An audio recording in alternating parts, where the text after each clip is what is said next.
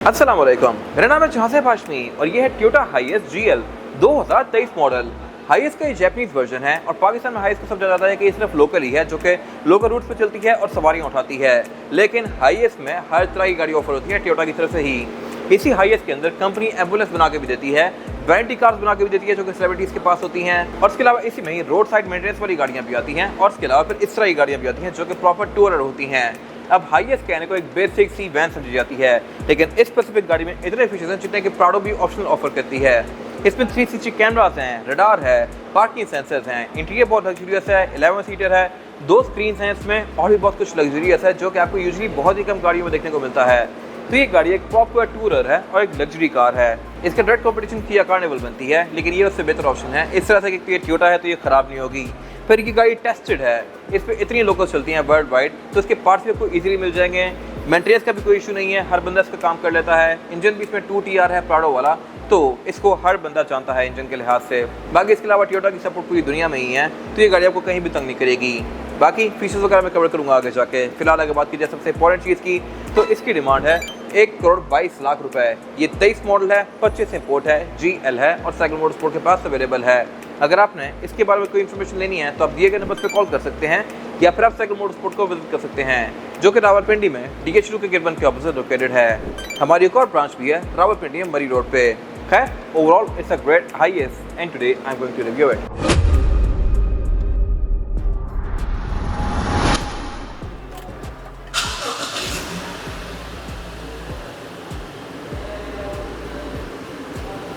Let's start with the exterior of this car. Hiace basically सुनने में जितनी boring लगती है, टेक्निकली ये गाड़ी उतनी ही इंटरेस्टिंग है। इस तरह से कि इसमें बहुत सारी बॉडी टाइप्स तो आती ही हैं, लेकिन ये गाड़ी इंजन भी सेम टू सेम प्राडो वाला ऑफर करती है, और ये इंजन इस गाड़ी में ज़्यादा सक्सेसफुल है। क्योंकि प्राडो में 2TR इंजन तो आता है 2.7, लेकिन वो गाड़ी एक अच्छी खासी बड़ी SUV है। उसमें फिर फैंसी इक्विपमेंट है, डिफरेंशियल लॉकिंग है, बहुत सारे फीचर्स हैं, और फिर वो गाड़ी होती भी ऑल व्हील ड्राइव है। जबकि वही सेम इंजन यहाँ पे दिया गया है और ये गाड़ी सिर्फ फ्री व्हील ड्राइव है। रिम इसमें छोटे आते हैं, कोई फैंसी इक्विपमेंट नहीं है, तो ये इंजन यहाँ पे ज़्यादा अच्छी एवरेज देता है। स्टार्टअप इसका और प्राडो TZG का बिल्कुल सेम ही होगा क्योंकि इंजन सेम है, तो ये मेरे ख्याल से एक इंटरेस्टिंग चीज़ है। और जहाँ तक बात है इसके फ्रंट लुक की, तो इसमें हेडलाइट्स देखने में काफ़ी सारा प्रीमियम है और ये कंपनी से ही ऐसी आई भी हैं। अंदर से ये ब्लैक आउट हैं, थोड़ा बहुत क्रोम दिया गया है। नीचे इसमें 2 प्रोजेक्शन लैंप दिए गए हैं, वैसे ही जैसा कि कुछ टाइम पहले तक प्रियस में आते थे। ये बाइसोलोन वाले हैं, LED वाले, और ऊपर एक और LED दी गई है जो कि हाई बीम के लिए है। फिर इसके अलावा इसमें इवन फॉग लैंप भी ये LED में आते हैं कंपनी से ही, और इसकी प्रॉपर हाउसिंग दी गई है। सिंपल हाईएस फॉग लैंप भी ऑफर नहीं करती। फिर इसके अलावा इसमें बॉडी किट्स भी जापान से ही लग के आई हुई हैं, और इसके अलावा ये गाड़ी पार्किंग सेंसर्स भी ऑफर करती है, फ्रंट पे भी और बैक पे भी। फिर ये गाड़ी क्योंकि एक प्रीमियम ट्रिम है GL, तो इसमें क्रोम भी काफ़ी सारा दिया गया है फ्रंट पे। फिर यहाँ पे एक और चीज़ दी गई है, ये वाला मिरर।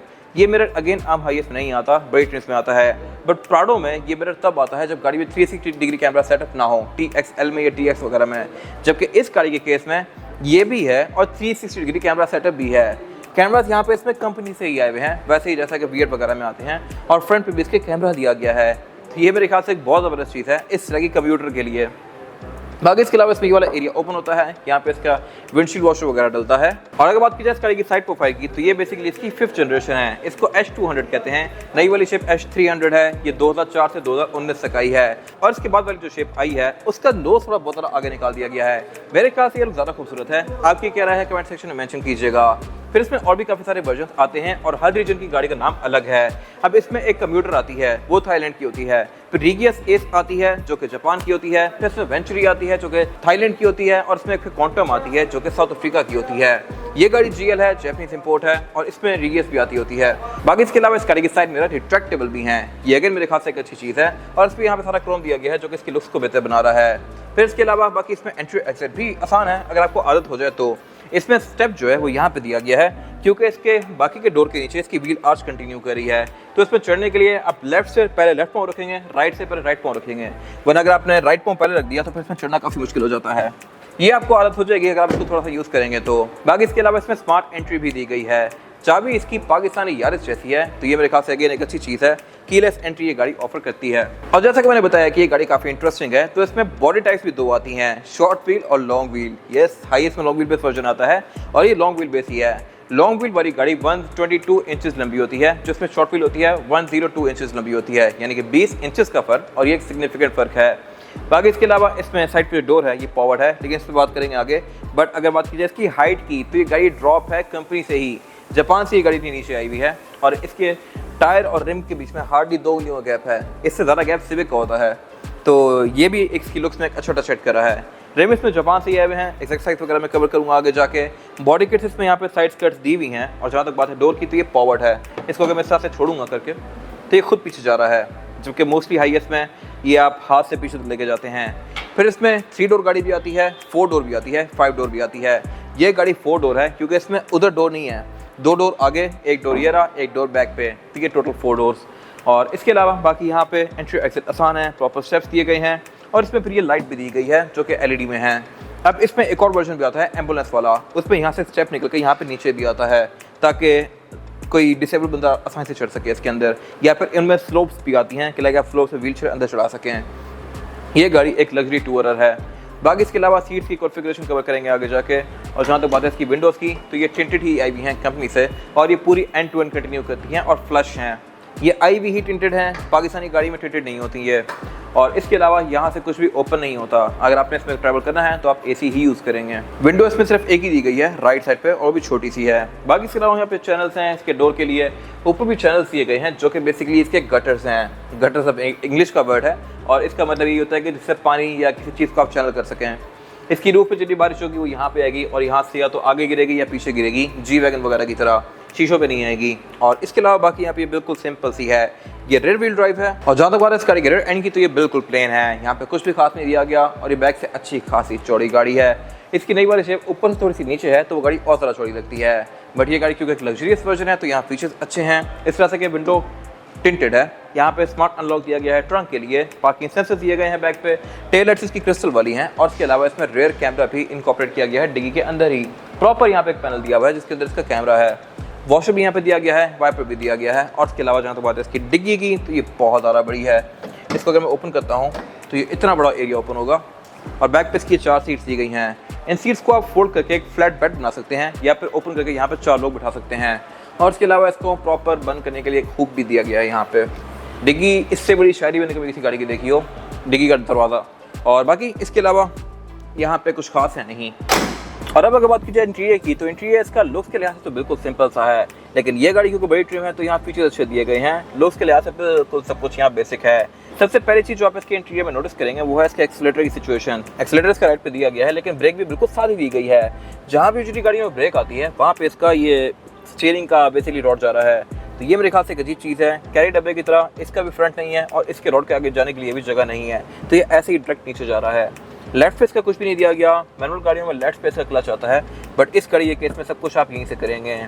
और शुरू में अगर आपको आइडिया ना हो और गाड़ी आपकी गियर में हो तो गाड़ी चलना शुरू होगी, बट आपको ब्रेक नहीं मिलेगी। ब्रेक जब आप एक्सीलेटर के पास जाकर देखेंगे तो आपको नजर आएगी। ये एक वियर्ड चीज़ है। बाकी जहाँ तक बात है फीचर्स की तो इसमें steering wheel land cruiser ZX वाला दिया गया है जो कि 2013-14 में आया करता था। ये मल्टीमीडिया वाला स्टीयरिंग है। लेफ्ट पे कंट्रोल्स मल्टीमीडिया के हैं, राइट पे कंट्रोल्स इसके MID के हैं। यस, हाईएस्ट में MID दिया गया है। ये MID सेम टू सेम वैसे ही है जैसा कि प्राडो वगैरह ऑफर करती हैं। इसमें ये गाड़ी आपको स्टैट शो करवाएगी, लेकिन इसके जो ये डिस्प्ले है, इसके डिस्प्ले के अंदर बेसिकली कैप्सूल सी बनी हुई है। ये कैप्सूल हाईएस्ट का टॉप डाउन व्यू है जो कि मेरे ख्याल से एक अच्छी चीज़ है। यूजुअली यहाँ पे आप यारिस, क्रोला या V8 या फिर प्राडो वगैरह देखेंगे इस स्क्रीन में, लेकिन हाईएस्ट इसमें बड़ी क्यूट सी लग रही है। बाकी यहाँ पे आपको इसकी स्टैट शो करवाएगी जैसा कि लेन डिपार्चर्स वगैरह की स्टैट्स, रडार की स्टैट्स, गाड़ी के मैसेजेस और गाड़ी की स्टैट्स वगैरह। बाकी यहाँ से आप इसके parking sensors, lane departure assist, इन सारे फीचर्स को जाके ऑन ऑफ कर सकते हैं और इसके थीम्स को भी काफ़ी हद तक चेंज कर सकते हैं। फिर क्योंकि एक जैपनीज़ कार है तो इसकी स्पीड लिमिट 180 तक है। मीटर का ओवरऑल जो डायल है ये भी काफ़ी डिसेंट रखा गया है, लुक्स के लिहाज से खूबसूरत रखा गया है। जबकि आम वर्जन में ये सिर्फ एक प्लेट ही आती है और उसकी लाइटें जल रही होती हैं। बाकी इसके अलावा ये गाड़ी क्योंकि पेट्रोल है तो इसकी रेव लिमिट 5.5 पे है, वरना अगर डीजल होती तो इसकी रेव लिमिट काफ़ी पीछे होती। इंजन पे अगर डिस्कशन में करूँगा अभी। मीटर की हाउसिंग इसकी पूरी प्लास्टिक की है। डैशबोर्ड, इंटीरियर मोस्टली पैनल की प्लास्टिक के हैं, लेकिन यहाँ पे इसका फैब्रिक दिया गया है जो कि इसकी फील को थोड़ा प्रीमियम बना रहा है। विंडोज में 2 ही हैं फ्रंट पे और ये दोनों ही पावर्ड हैं। ड्राइवर की सिंगल टैप वाली है और राइट पे यहाँ पे कुछ और फीचर्स दिए गए हैं। मैं यहीं से बैठ के रेयर पावर डोर को ओपन कर सकता हूँ और यहीं से ही मैं इस गाड़ी को ऑन ऑफ करूँगा पुश स्टार्ट से। ये स्मार्ट एंट्री भी ऑफर करती है कि इसकी इमोलाइजर वाली है और ये पुश स्टार्ट ऑफर कर रही है। साइड मिरर जैसा कि मैंने बताया रिट्रैक्टेबल हैं। यहीं से बैठ के मैं इसकी रेयर स्क्रीन को भी ऑन ऑफ कर सकता हूँ और यहाँ पे एक और बटन दिया गया है फॉरवर्ड कोलिजन का, लाइक फ्रंट से अगर गाड़ी हिट होने लगे तो ये गाड़ी कब ब्रेकिंग करे, और उसकी जो इसमें एनिमेशन है उसमें भी हाईएस्ट बनी हुई है। Nice attention to detail. बाकी इसके अलावा इसमें ट्रैक्शन कंट्रोल भी आता है, 360 कैमरास का बटन यहाँ पे दिया गया है, 360 व्यू आपको ये गाड़ी यहाँ पे भी देगी, और इसके अलावा रिवर्स या फ्रंट का व्यू ये गाड़ी आपको रेड व्यू मिरर में भी देगी। मिरर इसका सिर्फ मिरर नहीं है बल्कि ये स्क्रीन है। ये चीज़ अब जाकर नई वाली लैंड क्रूजर या लेक्सस में आना शुरू हुई है, बट इस गाड़ी में भी दी हुई है, तो ये भी एक बड़ी ज़बरदस्त चीज़ है। ये बैक पे इतनी लंबी है और इसमें इतनी सीट्स आती हैं कि आप इसमें यूँ मुड़ के पीछे नहीं दे सकते, तो ये बेसिकली काइंड ऑफ इसमें यूजलेस ही है, लेकिन इस स्क्रीन के बाद इसका यूज़ काफ़ी बढ़ गया है। इसके भी आप विजन वगैरह को एडजस्ट कर सकते हैं, और इसके अलावा फ्रंट पे कुछ खास है नहीं। इंजन इसका यहीं पे नीचे है, बट वो मैं आगे जाकर कवर करूंगा। और जहाँ तक बात है इसमें बैक पे सीटिंग की, तो यहाँ पे सीट्स आप अपनी मर्जी से बना सकते हैं, अपने मर्जी का कॉन्फ़िगरेशन बना सकते हैं। यहाँ पे बेशक पूरा खुला रखें, जितनी मर्जी सीट्स लगाएं। अभी इसमें 11 सीट्स हैं, लेकिन आप इनको एक्सटेंड भी कर सकते हैं, कम भी कर सकते हैं। अगर आप कम करना चाहें तो यहाँ पे प्रॉपर आप वॉकवे बना सकते हैं। ये फट्टे इसमें खुद लगाए हुए हैं वेलक्रो से, तो ये रिमूव करके आप बैक पे चलने का पूरा वॉकवे बना सकते हैं, या फिर इनको यहाँ पे लगा के यहाँ पे लोग बिठा सकते हैं। फिलहाल ये तो एक बेड बना हुआ है, मतलब अगर जो पीछे लोग बैठेंगे वो यहाँ पर टांगे एक्सटेंड करके आराम से सुकून से बैठ सकते हैं। ये सीट्स इसमें लगी भी आती हैं, इनके साथ ये आर्मरेस्ट भी दिए गए हैं प्रॉपर, यहाँ पे आप जो मर्जी बनाएं। बाकी इसके अलावा इसमें एम्बुलेंस भी कंपनी से ही आती है, और फीचर्स यहाँ भी डिसेंट दिए गए हैं। रेयर पैसेंजर्स के लिए क्लाइमेट कंट्रोल की प्रॉपर जोन्स दी गई हैं, एयर वेंट दिए हुए हैं, और इसके अलावा इस गाड़ी में रेयर पैसेंजर्स के लिए पायनियर की कैरोसेरिया की अलग से स्क्रीन भी लगी हुई है, जो कि फीचर्स के लिहाज से भी डिसेंट है, और इसको आप फोल्ड अनफोल्ड कर सकते हैं 2013-14 वाली की ZX की तरह। बाकी इसके अलावा प्रॉपर यहाँ पे नेट्स दिए गए हैं रेयर पैसेंजर्स के लिए, कप होल्डर्स दिए गए हैं, ग्रैब हैंडल्स दिए गए हैं, विंडो भी वहाँ वाली ओपन होती है, लेकिन बाकी सारे विंडोज फिक्स हैं। इसके अलावा फीचर्स यहाँ पे खास नहीं दिए गए, लेकिन इसका मेन पर्पस है कैपेसिटी, वो इसमें अच्छी खासी है। और इसके बारे में एक बेस्ट चीज़ ये है कि जिस तरह किया कार्निवल वगैरह हो गई, उनमें नंबर ऑफ सीट्स फिक्स ही हैं, उसमें 11 लोग बैठते हैं, 11 से ज़्यादा नहीं हो सकते। इसमें आप बेशक सीटिंग कैपेसिटी को ज़्यादा करके 20 लोग फिक्स करने हो जाएंगे। बाकी इसके अलावा ये फिर क्योंकि टोयोटा है तो ये बहुत ज़्यादा रगेड है, प्रॉपर ऑफ रोडर है, फ्यूल एफिशिएंसी भी इसकी ठीक है, काम भी इसका कहीं से भी हो जाएगा। इसको आप गिलगित ले जाएं, मानसरा ले जाएं, कहीं भी ले जाएं, इसका काम इजीली हो जाएगा। बाकी इसके अलावा सीट्स इसमें है असल में फैब्रिक की, लेदर इसमें ये बाद में किया हुआ है। और इसके अलावा इसमें रूफ में भी ये एयरमेंट्स दिए गए हैं, और ये एयरमेंट्स बेसिकली सिर्फ ऐसे ही नहीं है कि ज़रा सी हवा थ्रो करते हो, प्रॉपर फंक्शनल है। इनसे भी आपको उतनी ही हवा आती है जितनी फ्रंट से आती है, और AC भी हाईएस्ट का सही चिल होता है। बाकी इसमें ये फिर एयरवेंट्स बैक तक एक्सटेंड करते हैं, 3 यहाँ पे दिए हुए हैं, 3 यहाँ पे दिए हुए हैं, 3 आगे दिए हुए हैं, और फिर 4 आगे भी दिए हुए हैं, तो AC के लिहाज से भी ये गाड़ी से यकपक हो जाती है। और इसके अलावा यहाँ कुछ खास है नहीं। और अब अगर बात कीजिए इस गाड़ी के इंजन की, तो इंजन से बहुत सारे ऑफर होते हैं, पेट्रोल भी और डीजल भी। ये गाड़ी पेट्रोल है क्योंकि ये गाड़ी एक लग्जरी कार है। मोस्टली गाड़ियाँ जो कमर्शियल होती हैं वो डीजल होती हैं, क्योंकि डीजल की पावर भी ज़्यादा होती है और वो गाड़ी इकोनॉमिकल भी ज़्यादा होती है। ये गाड़ी थोड़ी लग्जरियस है और इकॉनमी कम देती है। ये तकरीबन 6-7 तक की एवरेज देगी, जो कि ठीक है स्पोर्टी साइज के लिहाज से। और इस पर इंजन 2TRFE है, जो कि प्राडो में आता है, 2700 सीसी पेट्रोल 4 सिलेंडर। ये इंजन यहाँ पे नीचे दिया गया है, तभी इसका ये वाला एरिया काफ़ी ज़्यादा रेस्ड है, और यहाँ पे पार्टीशन भी दी गई है, वरना आप यहाँ से बैक पे भी जा सकते थे। तो ये एरिया सेपरेट है, और यहीं पे नीचे इंजन आता है। इंजन को एक्सेस करने के लिए आप इन मैट्स को उठाएंगे और नीचे दिए गए लॉक्स को खोल के आप इंजन एक्सेस कर सकते हैं। ये एरिया इसका अच्छा खासा गर्म हुआ होता है जब ये गाड़ी ऑन हो, ऑब्वियसली, क्योंकि यहाँ पे नीचे इसका इंजन दिया हुआ है। अभी भी ये एरिया काफ़ी गर्म है, लेकिन इंजन नीचे होने की वजह से इसमें इंजन की नॉइस काफ़ी कम आती है। प्राडो के इंजन की साउंड को कैबिन में थोड़ी ज़्यादा फील होती है, इसकी कंपैरेटिवली मेरे ख्याल से कम है, हालांकि इंजन यहाँ पे नीचे है। बाकी इसके अलावा अगर बात कीजिए इंजन के परफॉर्मेंस फिगर्स की, तो ये गाड़ी 163 हॉर्स पावर प्रोड्यूस करती है, जो कि सफिशिएंट स्पोर्टी साइज के लिहाज से ये सारी पावर रेवल्स पे जाती है। और इसके अलावा अगेन मेंटेनेंस के लिहाज से इसका बिल्कुल भी कोई इशू नहीं है। ये था आज का रिव्यू। अगर आपको ये रिव्यू पसंद आया है तो इसको लाइक कीजिए, मेरे चैनल को सब्सक्राइब कीजिए, और अगर आपके पास इस गाड़ी से रिलेटेड कोई भी राय है तो उसको कमेंट सेक्शन में शेयर जरूर कीजिएगा, ताकि वो लोग जो ये गाड़ी लेने वाले हैं वो आपकी राय से फ़ायदा उठा सकें। अपना ख्याल रखिएगा। Thank you.